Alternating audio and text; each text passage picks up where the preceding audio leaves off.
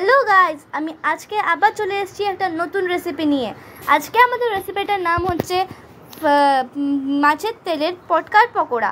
দেখতেই পাচ্ছেন এখন আমাদের ইনগ্রিডিয়েন্ট হচ্ছে, এখানে আমার মা চালের গুঁড়ো আর বেসন নিয়ে নিয়েছে আর ওইটাকে ভালো করে মিক্স আপ করে নেবে। দেখতেই পাচ্ছেন এখন একটা বাটিতে একটা মিক্স করে নেবে। তারপরে দেখো এত ভালোভাবে মিক্স করছে। তারপরে এই ইনগ্রিডিয়েন্টটা হচ্ছে কি পেঁয়াজ কুচি, লঙ্কা কুচি, জিরে আর পরিমাণ মতো নুন দিয়ে মাটা ভালো করে মেখে নিচ্ছে। আজকে অনেকই ভালো একটা রেসিপি আমরা বানিয়েছি, আপনার ঘরে নিশ্চয়ই ট্রাই করবে। এটা অনেকই টেস্টি আর অনেকই অসাধারণ হয়েছে।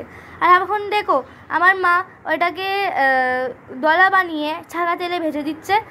কারণ আর তোমরা ওই গ্যাসের ইঞ্চটা লো করে দেবে যাতে ওটা পুড়ে না যায়।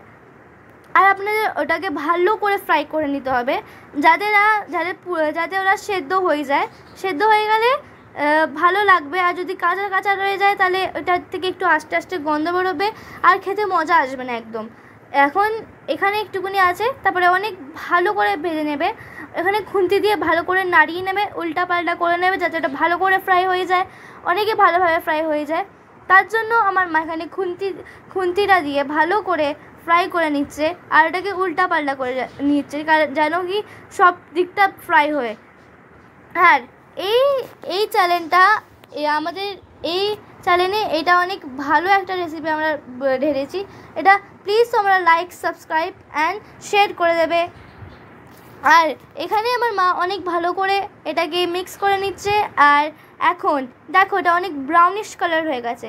এখন একটু দেড় রেখে লো ইঞ্চ করে ওটাকে আবার ভালো করে নাড়িয়ে নেবে যাতে ওটা ভালো হয়ে যায়। আর এটা অনেকই টেস্টি লাগছে। যখন পুরো ব্রাউনিশ কালার হয়ে যাবে তখন এটাকে আমাদেরকে নামিয়ে নিতে হবে। একটু পরে এখানে একটুখানি রেখে একটু পরে মা নামিয়ে নেবে। এখন তোমাকে বলেইছিলাম দেখো এটা ব্রাউনিশ কালার হয়ে গেছে। এখন আমার মা এগুলো নামিয়ে নিচ্ছে। মাছের তেলের পকোড়া অনেকই ভালো লাগে খেতে, এটা অনেকই টেস্টি আর ইয়াম্মি। এবারে এটা অনেকই টেস্টি আর ইয়াম্মি লাগছে, আপনারা দেখতেই পাচ্ছেন এটা অনেক ক্রিস্পি আর অনেক অসাধারণ হয়েছে। প্লিজ আমাদের চ্যানেলটাকে লাইক, সাবস্ক্রাইব অ্যান্ড ফলো করে দেবে। Thank you. আজকের মতন এইটুকুনি। বাই বাই, আবার পরে দেখা হবে। See you.